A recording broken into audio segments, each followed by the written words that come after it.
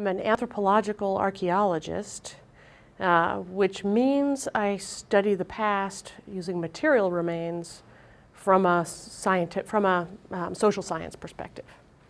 And since I came to UIS, I've gotten engaged in a project which has taken me back to the field in southern Germany for 10 years now.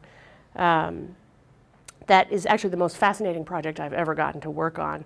For me as a faculty member here at UIS, I've been able to bring my students into the field. We've done that every few years from 2002 to the present, running field schools, giving some UIS students and also undergraduate students from other institutions a chance to get involved in this project, travel to Germany, work with German students and archaeologists. We also combine disciplines from our archaeology perspectives. We work with geology faculty at the University of Tübingen, German scholars, and we also have a new collaboration with a Swiss geologist who's helping us literally trace materials across regions so that we can link that to the movement of people and to trade systems. So it's interdisciplinary and collaborative and gets us working with students and faculty from the US and Germany, which has been just great. We spent many years actually just walking across the landscape. We call this survey, archaeological survey. We use remote sensing techniques to find locations and to really kind of create a map of where people were living during certain time periods and what that tells us about their lives. And what we're working on is tracing out where the earliest Stone Age farmers in this region of Central Europe settled. Where did they build their villages? Where did they do their work?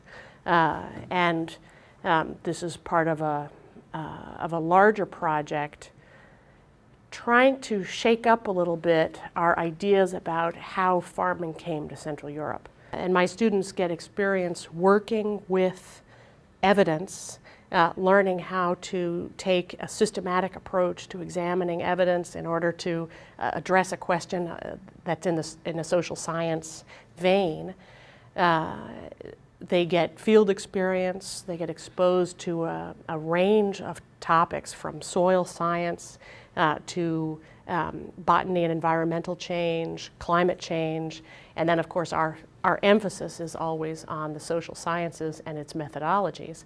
And that brings us to basically becoming skilled at formulating questions about social and cultural change and thinking about how you would use evidence to challenge your preconceptions about that. And the reason I'm so excited to continue my work on technology and culture in this time period is that it's a period of very rapid social change across Europe.